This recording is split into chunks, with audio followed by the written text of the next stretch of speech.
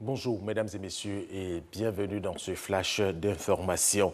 Le Premier ministre Amadou Koulibaly a procédé hier jeudi à la remise officielle de clés de 4000 logements sociaux et économiques à leurs acquéreurs. Dans le but de satisfaire les populations en matière de logement, le gouvernement de Côte d'Ivoire a initié depuis 2013 un programme présidentiel de logements sociaux et économiques. Après deux précédentes cérémonies de remise de clés en décembre 2016 et en septembre 2017, c'est la troisième vague d'acquéreurs qui rentrent en possession des clés de leur maison. La légende africaine du football et sénateur, George Weah, a largement remporté l'élection présidentielle au Libéria avec 61,5% des suffrages lors du second tour tenu mardi contre 38,5% pour son adversaire, le vice-président sortant, Joseph Boakai. Monrovia a explosé de joie, comme vous le voyez sur ces images, à l'annonce de la victoire éclatante de George Weah après un scrutin salué pour son déroulement pacifique. George Weah vient de réaliser ainsi le rêve de sa seconde vie en devenant président du Libéria. À quelques jours de la fin de l'année 2017, la population s'attelle à faire les dernières courses. Obligées de se déplacer, elles sont confrontées aux réalités liées au transport urbain et au calvaire de circulation. Augmentation de certains types de transport, embouteillage, incivisme des chauffeurs sont entre autres les difficultés rencontrées. C'est pour justement une solution afin d'aider à maintenir la discipline et obtenir une meilleure fluidité routière que les forces de défense et de sécurité, les forces de l'ordre, se sont déployées sur le terrain.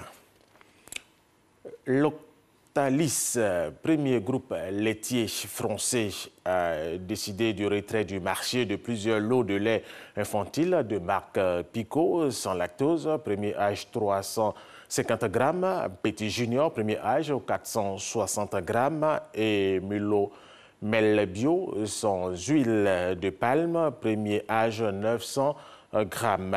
Ces laits ont été contaminés à la salmonelle, une bactérie qui provoque chez l'enfant des vomissements, de la fièvre et une diarrhée. Et quelles sont les dispositions prises par le gouvernement pour faire face au problème? De quoi s'agit-il exactement? Les explications dans ce reportage de Fidèle Aigné et Grâce Kando Adrienne. Du lait pour nourrissons contaminé à la salmonelle.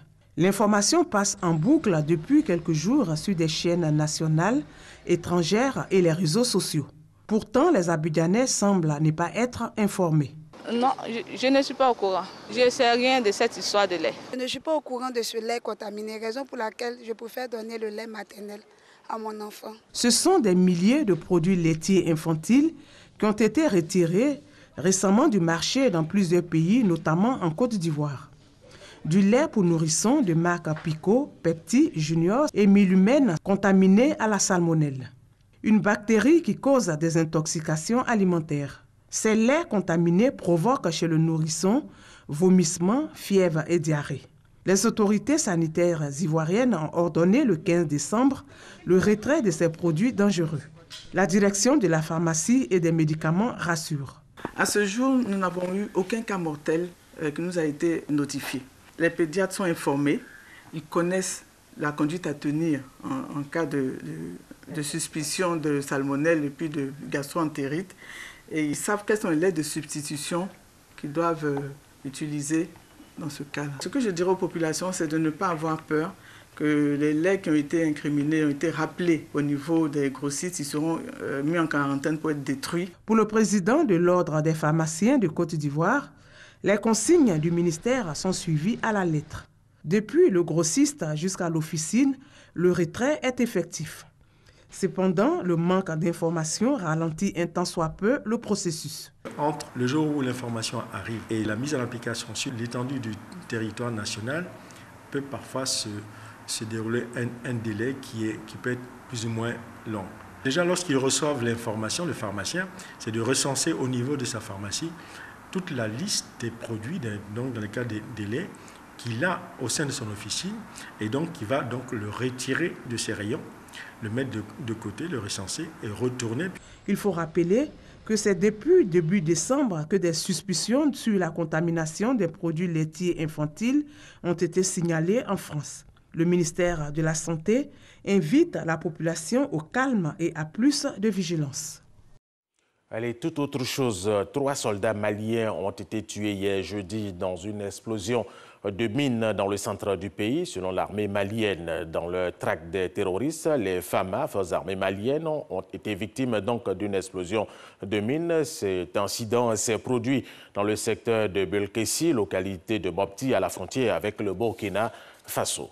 Et nous terminons avec cette information. Le chef du gouvernement italien, Paolo Gentiloni, a annoncé hier jeudi le déploiement de 470 militaires au Niger à la demande de Niamey afin de renforcer le contrôle du territoire de ce pays par lequel transitent de nombreux migrants. Voilà, c'est la fin de ce flash d'information. Merci de l'avoir suivi. Je vous retrouve à 13h.